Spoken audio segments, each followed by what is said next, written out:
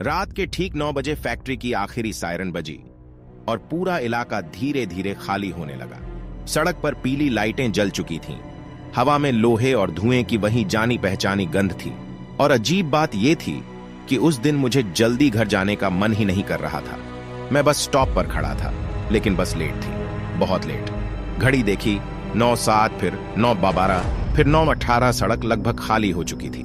दूर दूर तक बस स्ट्रीट लाइट और कभी कभी गुजरती ट्रक की आवाज। तुमने कभी नोटिस किया है, रात 9 बजे के बाद शहर का वही इलाका अचानक अजनबी लगने लगता है? वही सड़क, वही पेड़, लेकिन सब कुछ थोड़ा अलग, थोड़ा ठंडा। मैंने फोन निकाला। नेटवर्क बहुत कमजोर था। तभी मेरे पास आकर कोई खड़ा हो गया। एक आदमी, उम्र करीब 50, पतला, चेहरा थका हुआ, लेकिन आंखें बहुत तेज। उसने बिना मेरी तरफ देखे पूछा, बस का इंतजार कर रहे हो? हाँ, मैंने कहा। वो धीरे से हंसा। आज बस नहीं आएगी। मैंने सोचा मजाक कर रहा होगा। क्यों? मैंने पूछा। उसने बस इतना कहा, आज रास्ता ठीक नहीं है। मैं कुछ समझा नहीं, लेकिन अजीब सा लगा। तभी दूर से बस की हेडलाइट दिखी।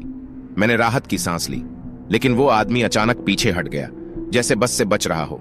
बस रुकी, दरवाजा खुला, अंदर सिर्फ 3 लोग बैठे थे। मैं चढ़ गया। सीट पर बैठते ही मुझे एहसास हुआ वो आदमी बस में नहीं आया। मैंने खिड़की से बाहर देखा। वो बस स्टॉप पर खड़ा था और मुझे ही देख रहा था। बस चल पड़ी। करीब 5 मिनट बाद मैंने नोटिस किया, बस बहुत धीरे चल रही थी। ड्राइवर बार बार रियर व्यू मिरर में देख रहा था, जैसे किसी चीज से परेशान हो। फिर अचानक उसने बस रोक दी। सड़क बिल्कुल सुनसान थी, दोनों तरफ पेड़ और अंधेरा। क्या हुआ? पीछे बैठे एक आदमी ने पूछा। ड्राइवर बोला, लगता है कोई पीछे से आ रहा है। हम सब ने खिड़की से पीछे देखा, कुछ नहीं, सिर्फ खाली सड़क। ड्राइवर ने फिर बस चालू की, लेकिन इस बार मुझे साफ सुनाई दिया, टक टक टक, जैसे कोई बस के पीछे धीरे धीरे चल रहा हो। मैंने सोचा शायद पत्थर उछल रहे होंगे, लेकिन आवाज नियमित थी, कदमों जैसी, टक टक टक। मेरे सामने बैठी महिला भी अब बेचैन लग रही थी। उसने धीरे से पूछा, आपको भी आवाज सुनाई दे रही है? मैंने सिर हिलाया।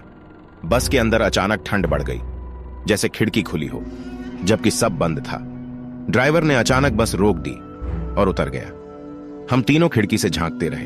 वो बस के पीछे गया और अगले ही सेकंड उसकी चीख सुनाई दी। ऐसी चीख जो आदमी तब मारता है जब उसे समझ आ जाता है कि अब बचना मुश्किल है।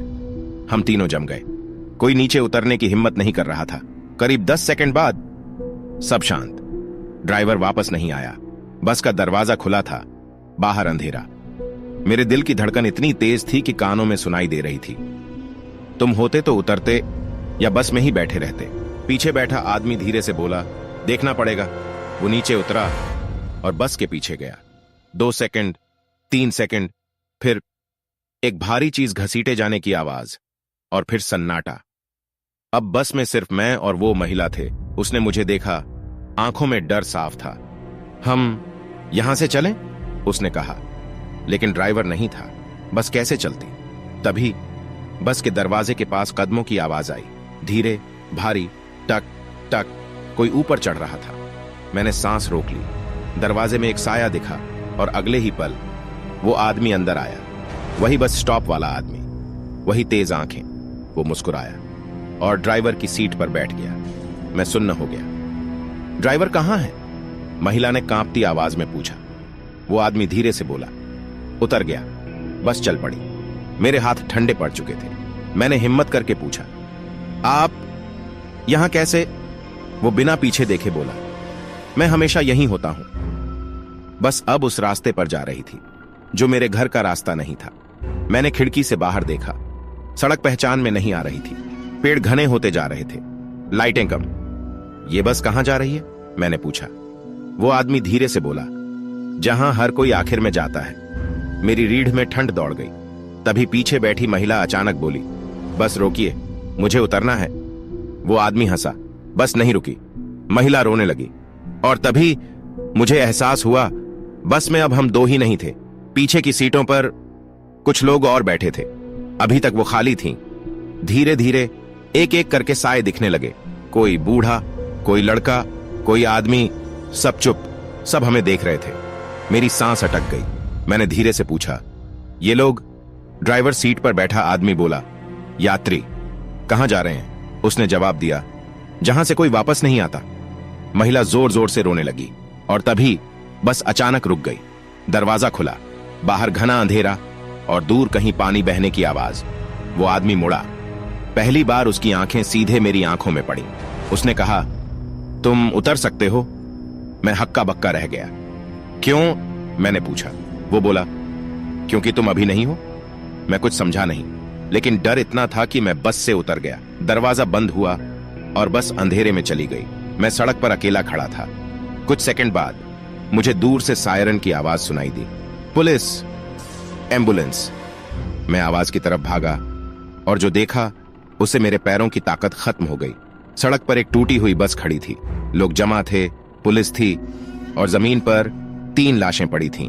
ड्राइवर, एक आदमी और तीसरा मैं, मेरे जैसे कपड़े, वही चेहरा खून से लथपथ। मेरे हाथ कांपने लगे, सांस रुकने लगी। एक पुलिस वाला कह रहा था, लगता है बस पेड़ से टकराई, तीनों की मौके पर मौत। मेरे कानों में आवाज गूंज रही थी, क्योंकि तुम अभी नहीं हो। मैं धीरे धीरे पीछे हटने लगा और तभी मेरे कंधे पर किसी ने हाथ रखा। मैं पलटा, वही आदमी, वही तेज आंखें। वो बोला, 9 बजे वाली बस हमेशा भरकर जाती है। मेरी सांस रुक गई। उसने धीरे से कहा, अगली बार समय पर आना। और फिर सब अंधेरा हो गया। कभी कभी आज भी रात ठीक 9 बजे जब दूर कहीं फैक्ट्री की सायरन बजती है, मुझे बस के ब्रेक की आवाज सुनाई देती है और कदमों की टक टक टक, जैसे कोई फिर से यात्रियों को इकट्ठा कर रहा हो, धीरे धीरे, बिना जल्दबाजी, क्योंकि उसे पता है आखिर में हर किसी को उस बस में चढ़ना ही है।